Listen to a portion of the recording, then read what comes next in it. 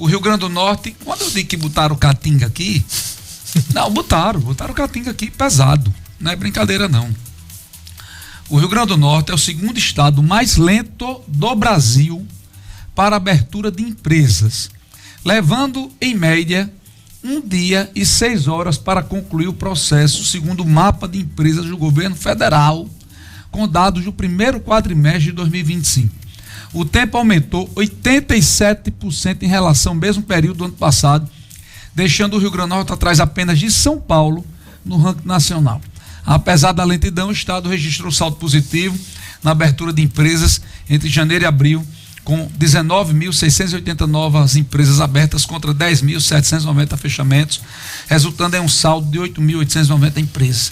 É o segundo estado mais lento para se abrir uma empresa, Luiz Henrique e Renato Bahia. A gente fala muito aqui no programa, e não é de hoje, sobre ambiente empreendedor. Ambiente hostil versus ambiente empreendedor. Governos, prefeituras não criam emprego diretamente, a não ser os cargos em comissão e quando você faz um concurso para o serviço público. Mas ele induz ao desenvolvimento, induz através de um básico bem feito ou de uma legislação ou de um entendimento que um grupo pode ofertar para as empresas, essas sim, que geram emprego. Então, toda vez que a gente pensa no Rio Grande do Norte e avalia todos os obstáculos que existem para a concessão de licenças, para abrir uma empresa, para gerir uma empresa. Nós vamos dar aqui uma notícia daqui a pouquinho da quantidade de, eu vi hoje, a quantidade de impostos criados no atual governo Lula, por exemplo. A cada X dias um imposto foi criado ou modificado nessa gestão. 37 vezes, de janeiro de 2023 até maio de 2025, o governo Lula aumentou o tributo. Só um pequeno. A cada 37 dias foi criado, são 24, é o número de impostos criados ou modificados. Então, a cada 37 dias. Correção, a cada 37 dias isso. Se aumentou um tributo no Brasil desde janeiro de 2023, o que totaliza 24 vezes isso. O aumento de imposto. Luiz, sinceramente, foi divulgado agora, 10 dias atrás, a quantidade de empresas que pediram recuperação judicial no Brasil. Esse ano, Luiz. Nós estamos em dia 2 de junho, vamos computar até 31 de maio. O número de empresas que pediu recuperação judicial no Brasil em 5 meses é 3 vezes mais do que 2022, Luiz. Ô Renato Bahia, ô Luiz Henrique, uma empresa pede recuperação judicial por quê? Por quê? Não está conseguindo fechar. Eu não entendo. Esqueçam aí a pauta ideológica. Vamos esquecer a pauta ideológica, vamos se ater aos números da economia. Eu não entendo porque parte da população brasileira está batendo palma para esse governo. O que é que esse governo está nos ensinando ou está trazendo de positivo para o Brasil? Me apontem em uma situação. É aumento atrás de aumento de tributo. 37 aumentos de tributo em 2 anos e meio. 24 impostos aumentados. O nível de empresa de recuperação judicial bate recorde. As empresas estatais, em 4 meses de 2025, deram 2,7 bilhões de prejuízo. 2,7 bilhões de prejuízo em 4 meses, as empresas estatais, com o seu dinheiro, com o nosso dinheiro. Os Correios, no primeiro trimestre de 2025, deu 1,7 bilhões de prejuízo. O pessoal da operação da logística está dizendo que falta durex para fechar as caixas. Está faltando papelão para botar encomenda que você deixou lá e pagou para ser transportado. Eu queria saber por que ainda tem gente batendo palma para isso. 9 trilhões a dívida bruta brasileira. Atingiu esse dadinho aí, 9 trilhões. A primeira-dama do Brasil gastando milhões em viagem. E pessoas aplaudindo. O presidente dando declarações que não perde para ninguém eleição. Quando a gente está derretendo, ele não devia estar preocupado com... Ele está dizendo que gente bonita igual a ele não perde. Disse ontem. Que ele é lindo e não perde a eleição. Eu queria entender por que tem alguém batendo palma. Eu queria entender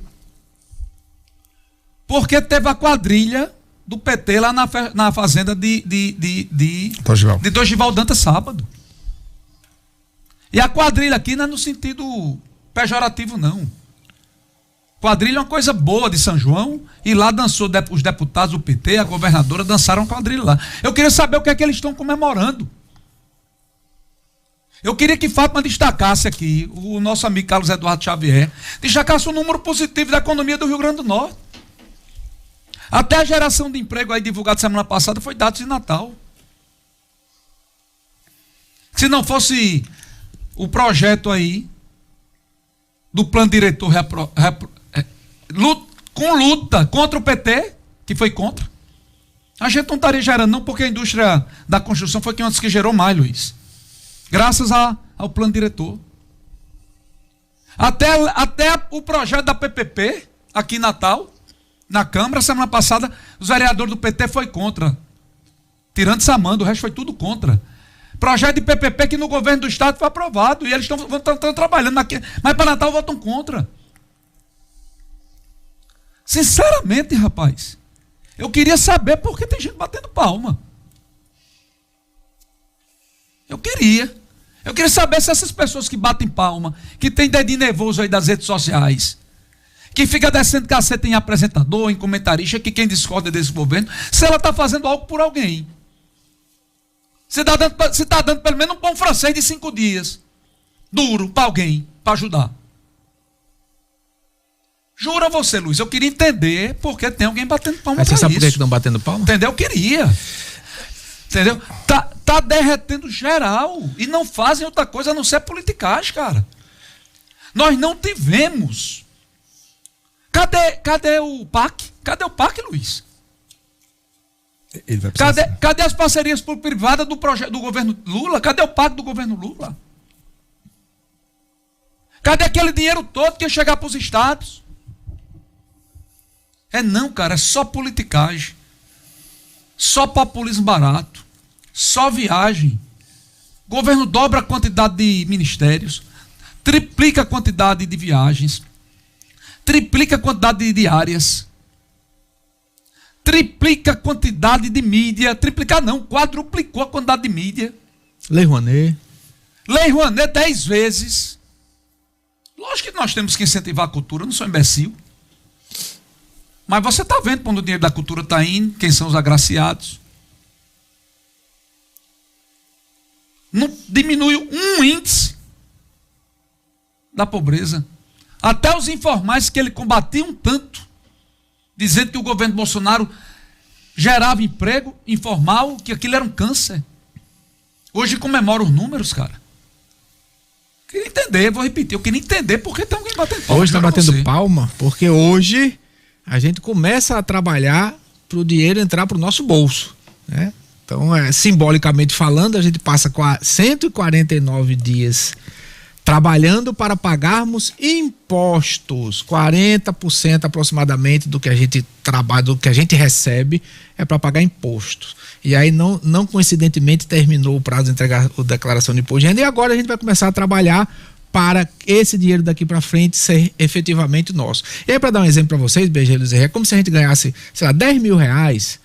Dos 10 mil reais por mês, 4 mil é de imposto. 4 mil de imposto. Aí sobra 6 mil. E vê o tamanho do absurdo. Dos 6 mil, a gente tem que pagar a escola dos filhos, porque a escola dos impostos não prestam.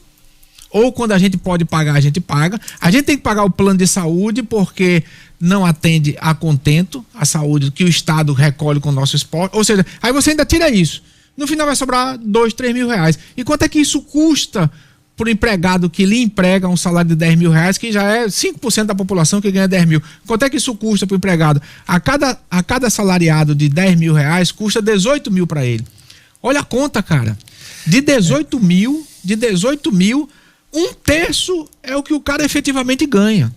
E o resto é custo de imposto, de INSS, de FGTS, de contribuição, para sobrar 1/3 para o trabalhador que fica reclamando do patrão que paga mal a ele. Vê só. E aí esse governo fica também condenando o patrão, criando dificuldades, como o Luiz Henrique bem colocou aqui, para o cara receber só 1/3 e 2/3 ficar na mão do governo, que não dá o mínimo de retorno.